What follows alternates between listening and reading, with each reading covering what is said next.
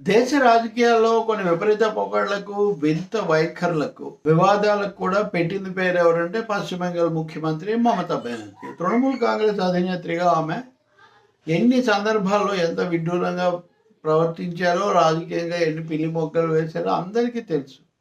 అయినా కానీ ఈ దశలో ఆమె బీజేపీకి వ్యతిరేకంగా ఉన్నానని మోదీని గట్టిగా విమర్శిస్తున్నారు.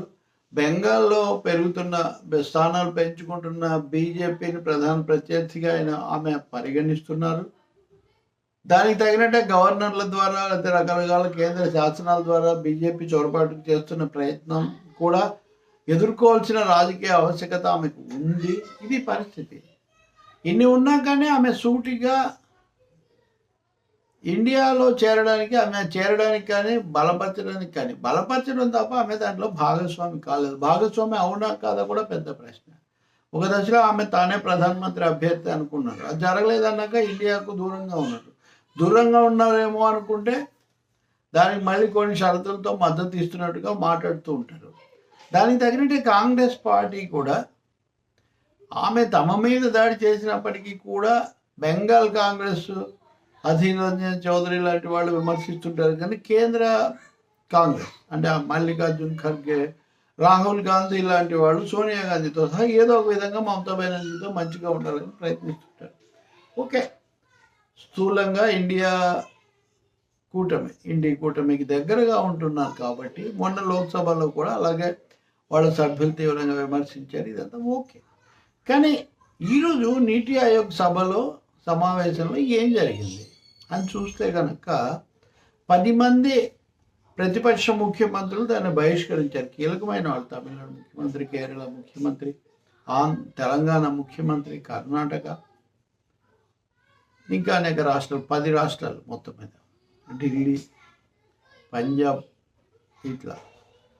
కానీ 10 మంది బహిష్కరించినా కానీ ఇంటికి దగ్గరగా ఉన్నాను, బీజేపీని తీవ్రంగా వ్యతిరేకిస్తానని మమతా బెనర్జీ హాజరయ్యారు. ఆమె హాజరవుతారు అనేది సమాచారం ఇచ్చినప్పుడే బెంగాల్ కాంగ్రెస్, సిపిఎం తీవ్రంగా విమర్శించి ఈమె ఎప్పుడు ఇంతే, ఈమెకు బీజేపీ పట్ల ఏదో బీజేపీకి తో మోదీకి మంచిగా ఉండాలని మేము ప్రయత్నిస్తున్నారు. అప్పుడప్పుడు మోదీకి కొంచెం కితాబులు ఇవ్వటం, లేదా ఆయన పట్ల అవసరాన్ని మించిన గౌరవం ప్రదర్శించటం, అందరూ వేరువేరుగా ఉన్నప్పుడు తను వెళ్ళి కలవటం, ఇట్లాంటి పనులు చేస్తుంటారు. ఇప్పుడు అందరూ అంటే ఆఖరికి నితీష్ కుమార్ కూడా హాజరు కాలేదు. గతంలో కూడా హాజరయ్యే వాళ్ళు కాదట.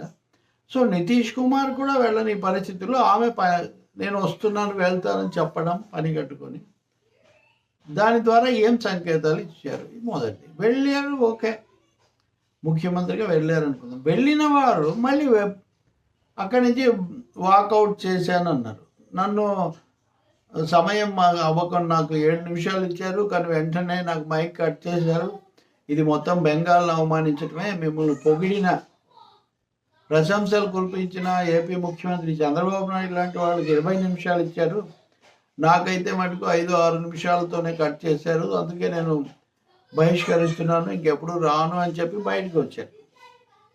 అంటే ఇది బహుశా డ్యామేజ్ లిమిటేషన్ మళ్ళీ కరెక్షన్ కోసం చేశారనే సందేహం ఒకటైతే, ఆమె మొదట వెళ్తానని చెప్పి వెళ్ళి నేను రావడమే గొప్ప, నేను కేవలం బెంగాల్కే కాదు ప్రతిపక్షం అంతటి తరఫున వచ్చాను, అలాంటి నా పట్ల ఇలా వ్యవహరిస్తారని ఆమె చాలా ఆగ్రహం వెలిపించారు. నిజంగా అక్కడ జరిగింది బీజేపీ ఆ విధంగా ఏదో బీజేపీ కూటమిలాగా చేసి ప్రతిపక్ష ముఖ్యమంత్రి వెళ్ళిన మమతా బెనర్జీ లాంటి వాళ్ళకి సమయం ఇవ్వకపోవడం తప్పకుండా ఎవరు ఆమోదించారు. కానీ అదే సమయంలో ఏం జరిగింది, రకరకాల కథనాలు. మేము సమయం ఏం కట్ చేయలేదు, 7 నిమిషాలు ఇచ్చాము, 6 నిమిషాలు అవగానే అక్కడ లైట్ వెలుగుతుంది, అదే వెలిగింది తప్ప మేమేం చేయలేదని వాళ్ళు అంటారు. మైక్ కట్ చేశారు కాబట్టి నేను బహిష్కరించానని ఈమె అంటారు. ఇది బహుశా ఎప్పటికి తేలదు. ఎందుకంటే మొత్తం అక్కడ కేంద్ర ప్రభుత్వానికి సంబంధించిన అధికారులు, మంత్రులు అందరూ బీజేపీనే సమర్థిస్తారు కదా సహజంగా. మమతా మాటకు ఆమెను బలపరిచే వాళ్ళు అక్కడ ఉండరు.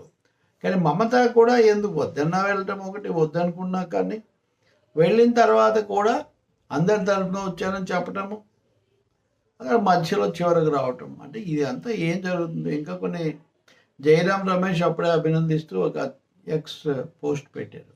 వెంటనే అసలు మీరు సభలోనే లేరు, మీరు ఎలా చెప్తారని ఆర్థిక మంత్రి నిర్మలా సీతారామన్ మాట్లాడారు. సరే, చంద్రబాబు నాయుడు మామూలు పద్ధతిలోనే మోదీని అభినందించడం, రాష్ట్రం గురించి చెప్పడం, గత ప్రభుత్వం జగన్ ప్రభుత్వ హయాంలో జరిగిన వాటిని విమర్శించడం ఇవన్నీ కూడా చేశారు. ఇంకొంతమంది బీజేపీ ముఖ్యమంత్రులు ఎక్కువ మంది. అందువల్ల మమతా బెనర్జీ వెళ్ళడంలోనూ, వెళ్ళిన తర్వాత తిరిగి రావడంలోనూ కూడా ఇక్కడ వివాదమే మిగులుతూ ఉంది. మళ్ళీ ఆమె తర్వాత ఏం వివరణ ఇస్తారో మనం చూడాలి. కానీ కేంద్రం మటుకు ముఖ్యమంత్రుల పట్ల, అందులోనూ ప్రతిపక్ష ముఖ్యమంత్రుల పట్ల ఇలాంటి వివక్ష ప్రదర్శించటం, చివరకు వాళ్ళు బడ్జెట్లో వివక్షకు వ్యతిరేకంగా ఈ సమావేశాన్ని బహిష్కరించాల్సిన పరిస్థితి కల్పించటం మటుకు దేశ భవిష్యత్తుకు, సమైక్యతకు అది శ్రేయస్కరం కాదు. ప్రజాస్వామ్యంలో వ్యతిరేకించినప్పటికీ కూడా సమాఖ్యతత్వం ప్రకారం ఆ రాష్ట్రాల పట్ల భావన ప్రదర్శించటం, సరైన కేటాయింపులు చేయటం, అవకాశాలు ఇవ్వటం కేంద్రం బాధ్యత. ఈ విషయంలో మోదీ ప్రభుత్వం ఏకపక్ష ధోరణి మార్చుకోవాల్సి ఉంటుంది. నీతి ఆయోగ్ సమావేశానికి 10 మంది రాకపోవటం అన్నది అది ఒక బాధాకరమైన అంశంగా చక్కదిద్దడానికి ఏం చేయాలి, వాళ్ళకి ఎలా వాళ్ళను మళ్ళీ వచ్చేది చేసుకోవాలని కాకుండా అదేదో పెద్ద సమస్య కానట్టు దాన్ని తేలిగ్గా మాట్లాడటం కూడా పొరపాటు.